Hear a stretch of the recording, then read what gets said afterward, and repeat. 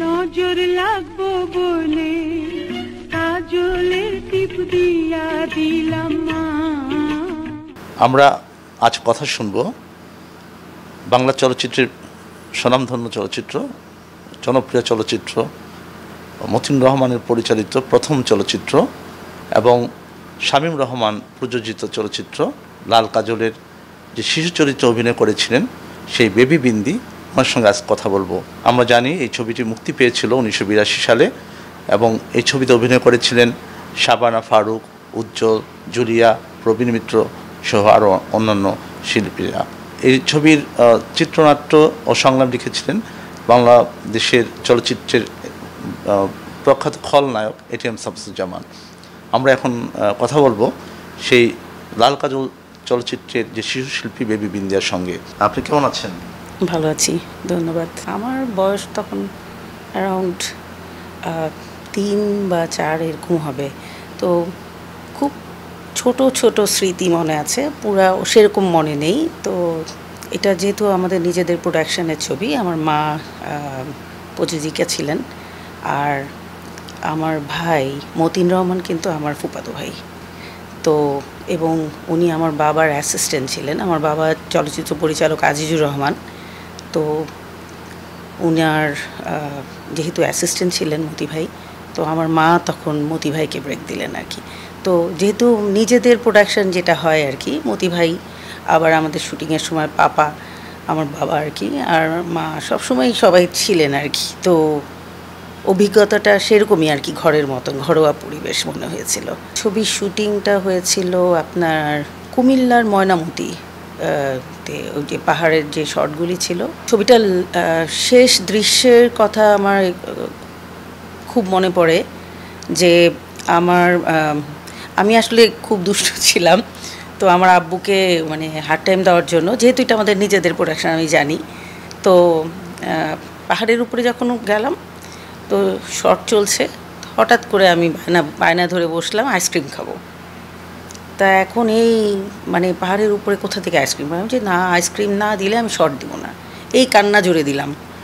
তো পাপা তারপরে অনেক কষ্টে সে আইসক্রিম জোগাড় করে আমাকে এনে দিয়েছিলেন। তখনকার দিনে তো 35 মিলিমিটার ফিল্ম, তো একটা শট যদি না মানে নষ্ট হয়, একটা ফিল্ম নষ্ট হয়, তখন তো অনেক টাকা। তো দুষ্টু ছিলাম, তো ওইটাও বুঝতাম এক শটে টেকটা শেষ করতে হবে, তো এর জন্য এই ছবির জন্য তো আপনি জাতীয় চলচ্চিত্র পুরস্কার পেয়েছেন। তখন আপনার মানে মনে আছে পুরস্কার নিতে গিয়ে আপনার অভিজ্ঞতা বা মানে কেমন লেগেছিল বা সে ধরনের? ভীষণ ভালো লেগেছে। তখনও তো অত বুঝিনি, নতুন জামা, নতুন হেয়ার কাট অতটুকু মনে আছে যে খুব সুন্দর করে সেজে গুজে ভালো একটা ড্রেস পরে, আবার এখনও সেই স্মৃতি মনে আছে।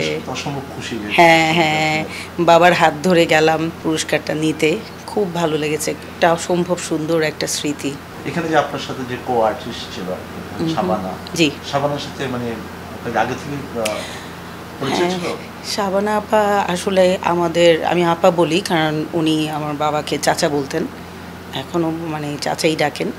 শাবানা আপার সাথে আমাদের সম্পর্কটা একদম পারিবারিক, কারণ আপা আমার আব্বাকে চাচা ডাকতেন, কারণ ওনার চাইল্ডহুডের থেকেই উনি আমার বাবার সাথেই কাজ করছেন সিনেমাতে। তো এই কারণে আরও বেশি আমরা ক্লোজ। তো আপা আমাকে ওনার বেবির মতনই দেখতেন, সত্যি কথা নাম বলি যেহেতু আপা, তারপরও ওনার মেয়েরা আমাদের সমবয়সী আমরা। তো শুটিংয়ের সময়ও উনি সেইভাবেই আমাকে আগলে রেখেছিলেন। আমি চ্যানেল আয়ে কাজ করেছি, আমি বিটিভিতে ইনলিস্টেড নৃত্যশিল্পী, আবার উপস্থাপনাও করতাম। তো আসলে মানে সব ক্ষেত্রেই মিডিয়ার সব জায়গাতেই মোটামুটি আমার বিচরণ আছে। নাটকও করেছি অনেকগুলো। তো দেখা যাক, যদি অভিনয়ে কেউ সুযোগ দেয় করব, আর এছাড়া আর কি ইচ্ছা আছে ডিরেকশনে যাওয়ার। আমি অনেক মডেলিং করেছি, তারপরে আমি আনন্দ বিচিত্রা ফটোসুন্দরী 97, এই তো আর কি। মডেলিং তো আর এখন করা হচ্ছে না, তো ইচ্ছা আছে আর কি ফিল্মের দিকে যাওয়ার। কোন মানে স্ক্রিপ্ট রেডি আছে বলছিলেন, নাম কি? আমার বাবা কিছু ছবি রেখে গেছেন, নামটা আমি এই মুহূর্তে ডিসক্লোজ করতে চাচ্ছি না। আর আমাদের তো নিজেদেরই প্রোডাকশন হাউস ছিল, তো ইচ্ছা আছে ভবিষ্যতে কাজ করার। আপনাদের পড়াশোনা হবে নাম তো আশা চলেছে? জি, আশা চলচ্চিত্র, আজিজ অ্যান্ড শামীম দুটো মিলিয়ে মনে হয় 6-7টা ছবি করেছেন। হ্যাঁ, লাল কাজল মনে প্রথমে শুরু? জি জি জি, লাল কাজল, তারপরে ফুলেশ্বরী ছিল,